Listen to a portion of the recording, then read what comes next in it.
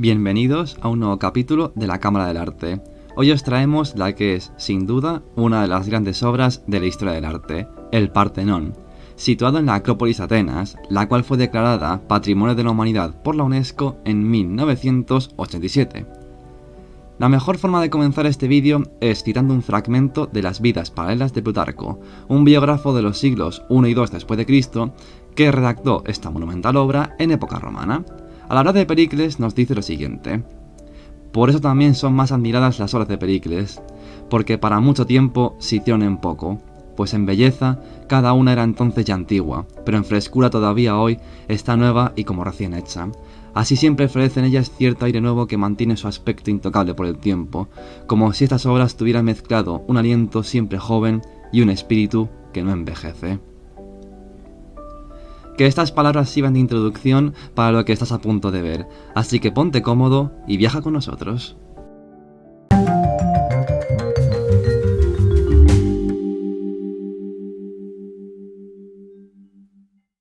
La construcción del Partenón se dio en un contexto de bonanza política, social, económica y cultural, el denominado siglo de Pericles, el cual, entre otros proyectos, se dedicó a embellecer la Acrópolis ateniense, dando pie con ello al llamado siglo de oro de la cultura ática, en el cual florecieron algunos de los grandes escultores de toda la historia del arte griego, como Mirón, Policleto y por supuesto Fidias, con el cual volveremos en unos instantes. De esta manera, Pericles hizo de la colina natural de Atenas uno de los lugares más emblemáticos, pintorescos y bellos de toda Grecia y del mundo, dotándola de una serie de monumentos, como los Propilios o el Partenón, que poco después serían complementados por otros hitos arquitectónicos, como el Erecteion o el templo de Atenea Nike. Para acometer tal empresa se tuvo que rodear de grandes profesionales, designando a Fidias como inspector general de obras y confiando en la arquitectura en Ictino y Calícrates. Para poder sufragar el Partenón, es cierto que Pericles tuvo que tirar en parte de los fondos de la Liga de Delos, la cual fue creada a comienzos del siglo V a.C. para defender a las polis griegas de posibles ataques persas tras las guerras médicas. Sin embargo, esta liga se acabó convirtiendo en la base del imperio ateniense.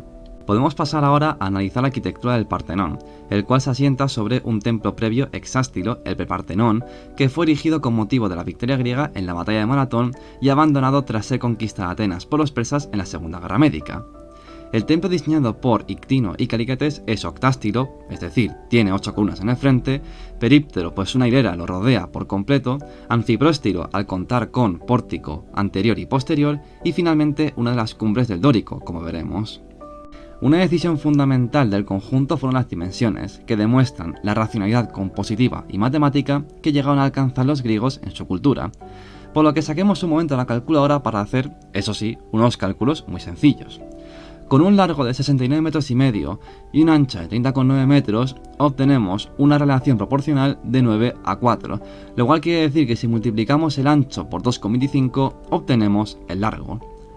Esta relación la podemos observar de nuevo dos veces en la fachada, pues si comparamos para empezar la anchura, que como hemos dicho son 30,9 metros, y el alto desde la base del fuste hasta el final del entablamento, que son 13,7 metros, obtenemos de nuevo la relación proporcional de 9 a 4 o de 4 a 9. De igual forma ocurrirá si comparamos el diámetro del fuste en su base, que es 1,91, con los intercolumnios, es decir, con la distancia entre los centros de las columnas, que es un total de 4,3 metros. El Partenón pudo ser construido íntegramente en mármol gracias a que la distancia entre Atenas y la cantera del Monte Pentélico distaban solo 16 kilómetros. Los diversos bloques fueron transportados en trineos, carretas tiradas por bueyes y mulos para ir subiéndolo a la Acrópolis. Para poder izar los bloques se utilizaron todo tipo de grúas y para alinear correctamente los sillares se emplearon abrazaderas de hierro y palancas. Como hemos anticipado, el Partenón constituye sin duda alguna una de las grandes cumbres del orden dórico, pudiendo apreciar en el templo las principales partes del mismo, empezando por la crepidoma, conformada por un estereobato y un estilómato. Seguimos por la columna, que carece de basa, el fuste tiene acanaladuras de ángulos vivos y el capitel está formado por collarino, equino y ábaco. A continuación tenemos el entablamento, que está formado por un arquitrabe completamente liso y un friso que contiene trilifos y metopas alternos. Finalmente, la cubierta, separada del entablamento por la cornisa, contiene los frontones. Un aspecto casi imperceptible pero igualmente importante durante el desarrollo del Partenón son los llamados refinamientos ópticos, una serie de medidas estructurales con las que, engañando al ojo, se resuelven ciertos problemas de óptica. Así, por ejemplo, los fustes de las columnas están abombados hacia el centro, lo que se denomina éntasis. A su vez, las columnas están ligeramente inclinadas hacia el interior y las de las esquinas son más anchas que las centrales para evitar las deformaciones visuales ocasionadas por la luz solar. Se practica también la llamada doble contractura de esquina para resolver el secular problema de la esquina dórica, de tal forma que, mientras los intercolumnios del centro a los extremos reducen su diámetro, las metopas lo aumentan. Finalmente, tanto la crepidoma como el arquitrabe se comban hacia el centro.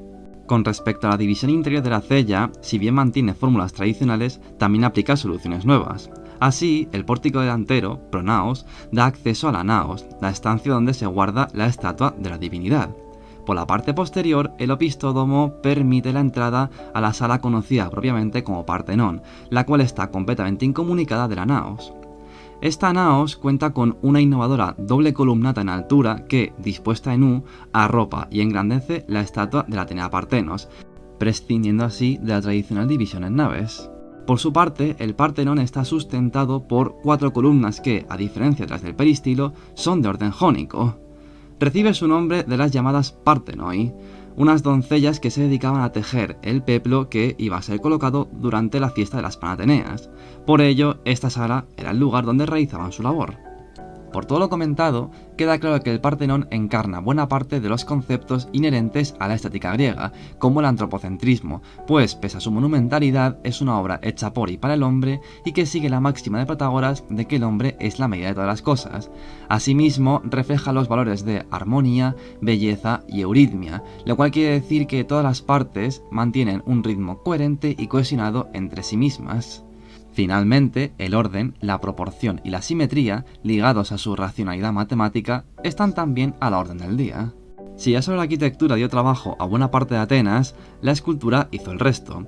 Es aquí donde destaca en especial la labor del director de obras, Fidias, que contó con un nutrido grupo de escultores de Atenas y venidos de fuera, que bajo sus directrices fueron dando forma al programa iconográfico del Partenón. A pesar de que en la actualidad se ha perdido la policromía de estas esculturas, tenemos en el estado americano de Tennessee, en la ciudad de Nashville, una recreación a escala del Partenón que nos puede dar una ligera idea de cómo se veía este con su coloración. Fue construido con motivo de la exposición del centenario de Tennessee en 1897. Siguiendo un orden cronológico, la primera parte del análisis escultórico pasa por las metopas, las cuales están distribuidas por los 4 costados del friso dórico del Partenón, de esta manera. El lado oriental se dedica a la lucha entre gigantes y dioses, lo que se conoce como gigantomaquia. El norte a la Ilio-Persis, un capítulo de la guerra de Troya.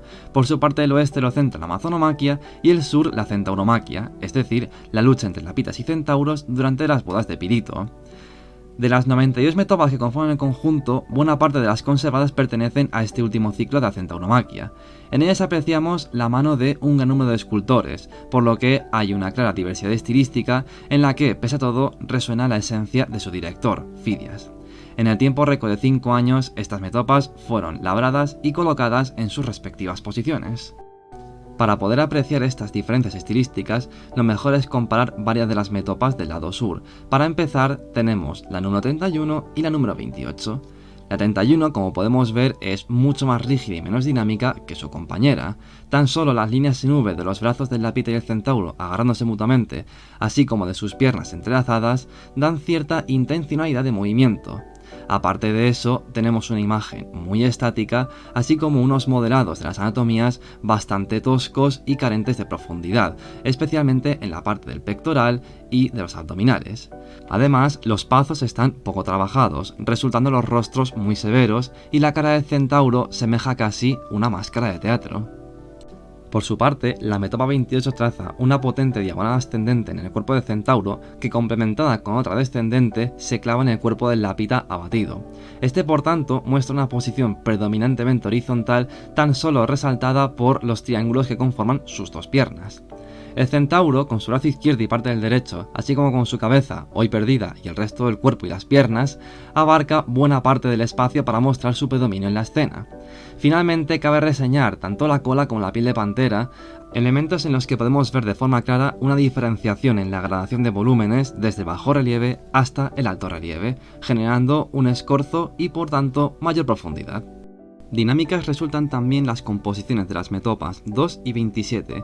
La 2, a diferencia de la 28, muestra la pita imponiéndose sobre el centauro, al cual agarra del cuello con el brazo izquierdo y por tanto queda así a mayor altura.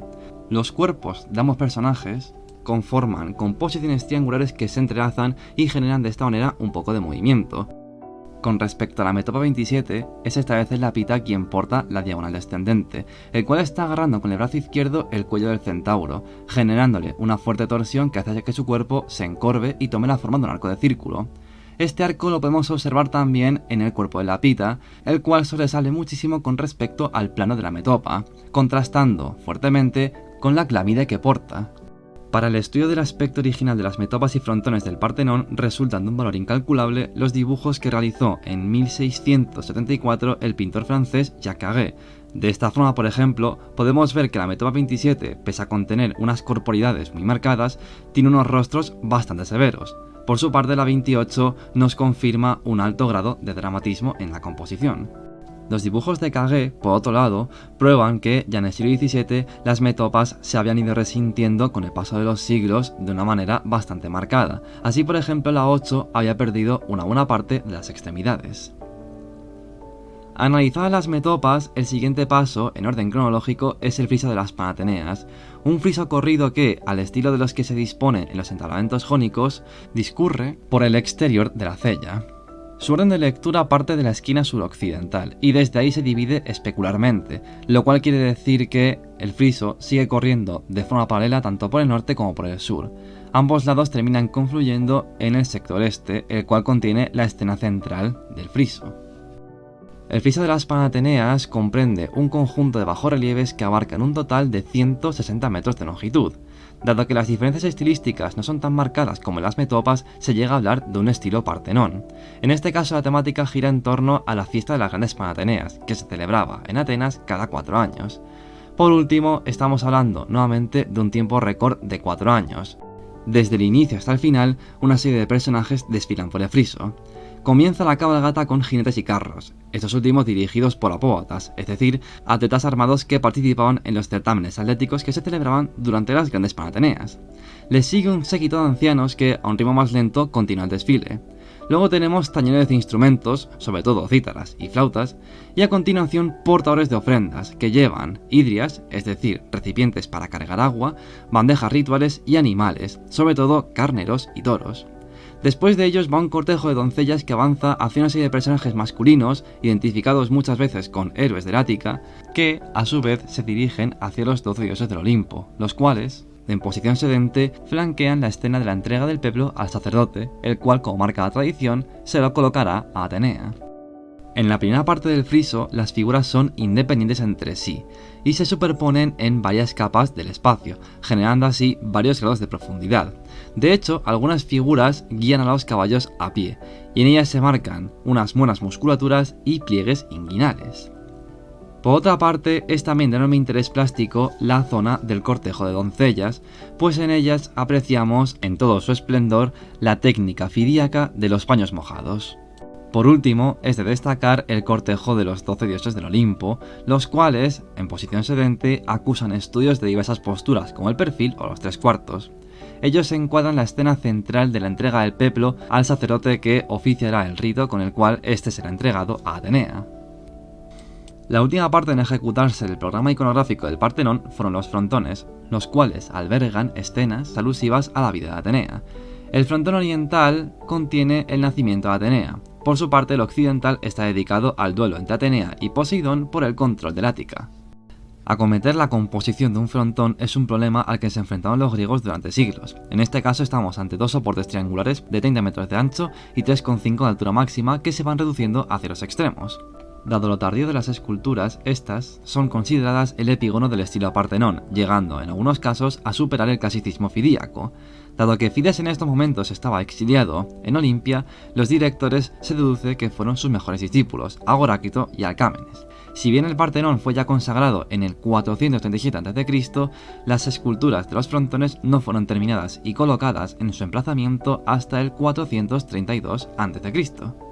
Puesto que las estatuas de los frontones son las que en peor estado han llegado a nosotros, los dibujos de Yaccage son necesarios para recomponer sus composiciones. Si bien es cierto que ya en su época el frontón oriental tenía un fragmento desprendido, en concreto el central. Por lo demás, siguen siendo una fuente de valor incalculable.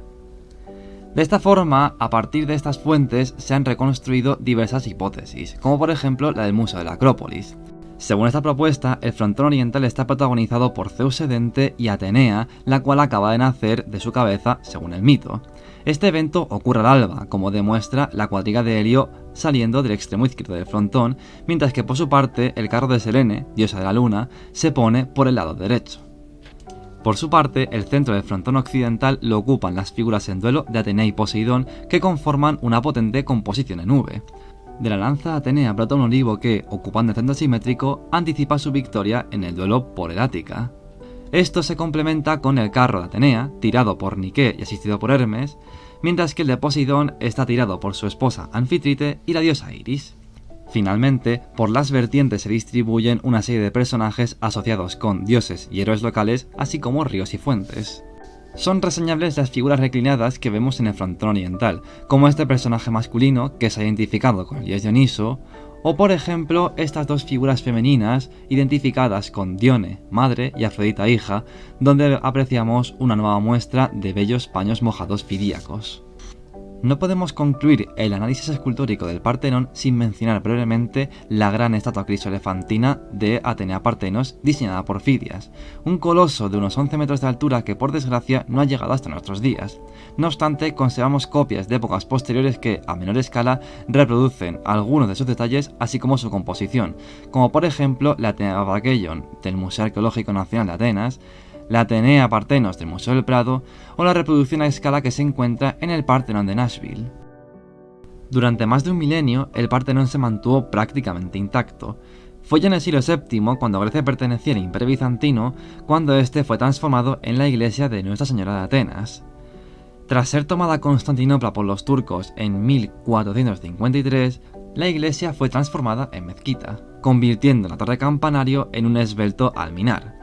Desafortunadamente, en 1687, un polvorín turco dentro del Partenón fue estallado durante un asedio por los venecianos, generando uno de los mayores daños a la estructura desde sus orígenes.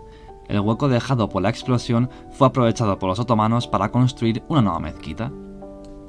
Uno de los episodios más conocidos del Partenón se dio en 1801, cuando Lord Elgin, embajador británico en el Imperio Otomano, recibió la aprobación del gobierno turco para extraer cuantos mármoles deseara del templo de Atenea, ello en agradecimiento a los británicos por haberlos ayudado a expulsar a los franceses de Egipto.